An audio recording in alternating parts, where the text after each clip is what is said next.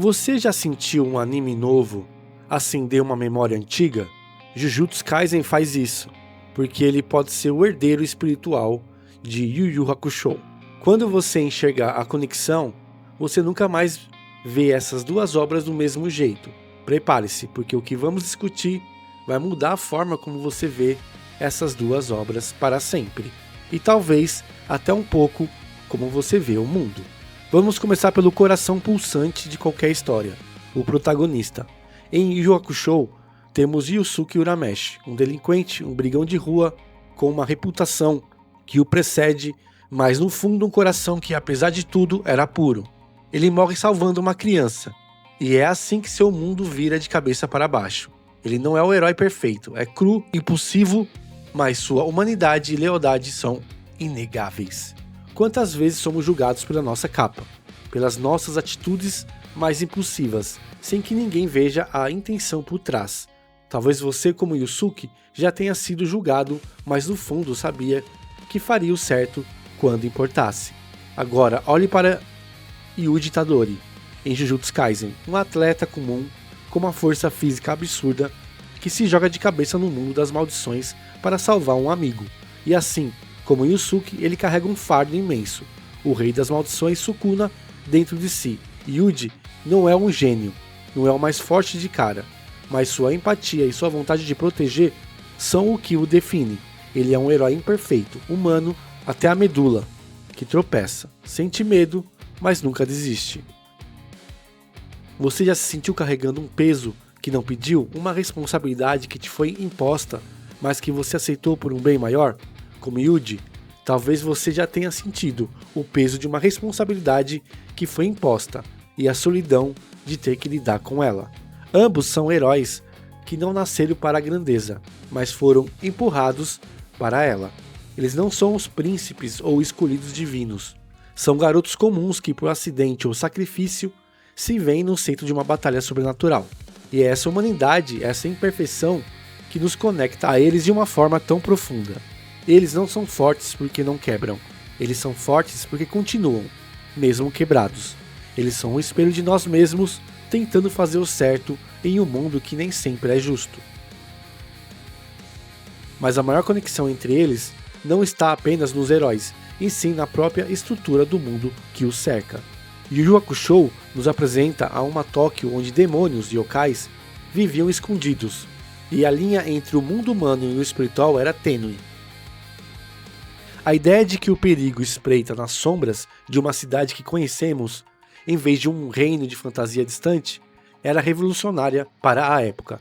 Jujutsu Kaisen pega essa ideia e a eleva a um novo patamar. As maldições não vêm de um reino distante, elas nascem das emoções negativas dos próprios humanos. O medo, o ódio, a tristeza, tudo isso se condensa e ganha uma forma monstruosa em escolas, hospitais, ruas movimentadas. É uma fantasia urbana que se torna ainda mais visceral, porque o inimigo somos, em parte, nós mesmos. O sobrenatural não é algo externo, é um reflexo distorcido da nossa própria sociedade. Ambos os animes nos mostram que o perigo não está apenas em outro mundo, mas bem aqui, ao nosso lado.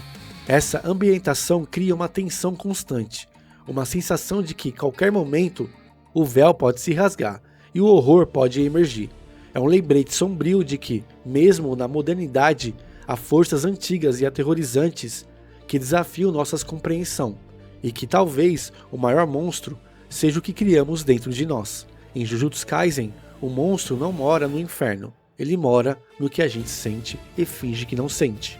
Mas mesmo os heróis mais feridos precisam de um guia, e se o mundo, por mais caótico que seja, ainda tivesse uma âncora, uma figura que, mesmo sobrecarregada, se recusa a ceder. Todo grande herói precisa de um mentor. Em Jujutsu Kaisen temos Satoru Gojo, carismático, irreverente, absurdamente poderoso, combina muito com o personagem de Yu Yu Hakusho. Ele é o pilar que sustenta o mundo Jujutsu. Ele é o mais forte, o cara que faz a diferença, mas por trás do sorriso há uma solidão e um fardo imenso. Em Yu Yu Hakusho, Yusuke teve figuras como a Mestra Genkai e até mesmo Koema, mestres sábios poderosos à sua maneira, que ensinaram e guiaram. Mas a figura de Gojo em Jujutsu Kaisen é uma evolução. Ele não é apenas um professor, ele é uma força da natureza, um ponto de inflexão. Sua presença é tão dominante que sua ausência é sentida de forma brutal. Ele é um mentor que não apenas ensina, mas que é a própria barreira contra o caos total. Gojo encarna a ideia do mentor superpoderoso que precisa carregar o mundo nas costas. Ele é a esperança e o desespero de seus alunos. E essa dinâmica de um mentor quase invencível, que ainda assim enfrenta desafios intransponíveis, adiciona uma camada de complexidade e tensão que ressoa com uma figura do mestre clássico, mas com uma roupagem muito mais moderna e por vezes trágica. Ele é a promessa de segurança, mas também o lembrete constante de que essa segurança é frágil, dependendo de um único homem. Agora chegamos a um ponto mais fascinante e talvez mais sombrio dessa comparação: os vilões. Você já se perguntou o que acontece quando um herói perde a fé? Em Yu Yu Hakusho, o arco do Capítulo Negro nos apresentou a Shinobu Sensui, um ex-detetive espiritual que, ao testemunhar a crueldade e a maldade intrínseca na humanidade, perdeu a fé.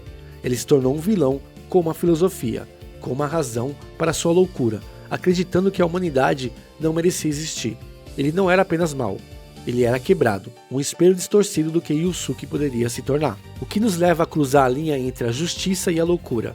Talvez você em algum momento já tenha se sentido tão desiludido com o mundo que questionou a própria bondade humana, assim como Sensui. E aqui a conexão é inegável. Gege Akutami, o autor de Jujutsu Kaisen, admitiu abertamente que Seguro Geto é uma homenagem direta a Sensui. Geto era um feiticeiro Jujutsu idealista, que acreditava em proteger os fracos, mas após presenciar a crueldade dos humanos e a ingratidão daqueles que ele protegia, ele também perdeu a fé. Sua solução: exterminar todos os não-feiticeiros para criar um mundo onde apenas os feiticeiros puros pudessem viver. Uma filosofia distorcida, nascida da dor e da desilusão. Ambos são vilões que nos fazem questionar: e se eles estivessem certos? E se a humanidade realmente não tivesse salvação? Essa complexidade, essa profundidade filosófica é o que os torna tão memoráveis e aterrorizantes. Eles não são apenas obstáculos a serem superados, são ideologias a serem confrontadas, e a sombra de suas escolhas paira sobre toda a narrativa. Eles são a prova de que o maior terror não vem de monstros, mas da escuridão que pode nascer no coração de um homem. Então Jujutsu Kaisen é uma cópia de Yu Yu Hakusho? Absolutamente não. O que temos aqui é algo mais fascinante, uma evolução. Yoshihiro Togashi, com Yu Yu Hakusho, estabeleceu as bases do shonen de batalha sombrio, com seus heróis imperfeitos, seu mundo sobrenatural urbano e seus vilões complexos. Ele nos deu a esperança de que, mesmo no caos, a amizade e a justiça poderiam prevalecer. Gege Akutami, um fã declarado de Togashi, pegou essa fundação e adaptou para o século XXI. Ele fundiu Jujutsu Kaisen com um niilismo mais acentuado, uma letalidade brutal e um sistema de magia mais técnico e impetuoso.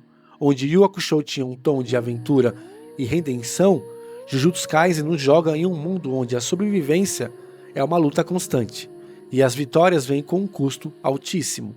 É a desconstrução do herói, da esperança, da própria ideia de um final feliz garantido. E um mundo cada vez mais complexo e incerto, onde a esperança parece um luxo, será que Jujutsu Kaisen não é um espelho perfeito do nosso tempo? Talvez você, como eu, se identifique com essas lutas constantes, com a busca por sentido em meio ao caos. Talvez a diferença entre Yusuke e Yuji seja que um ainda acreditava que o mundo podia mudar. Yu Yu Hakusho nunca foi sobre heróis perfeitos, era sobre pessoas quebradas tentando continuar. E Jujutsu Kaisen herda exatamente essa ferida. É a prova de que as grandes histórias nunca morrem, elas evoluem, se transformam e continuam a ressoar com novas audiências, mantendo o espírito do original, mas com uma voz própria e inconfundível. É a história de que, mesmo quando o mundo parece desabar, a luta por aquilo que acreditamos, por aqueles que amamos, ainda vale a pena. Mas isso foi o que eu vi na minha tela, e você o que viu na sua? O que achou dessa análise? Você já tinha percebido essas conexões? Essa sensação de que algo familiar te acompanhava? Qual dos dois te marcou mais como pessoa? Yusuke ou Yuji? E por quê?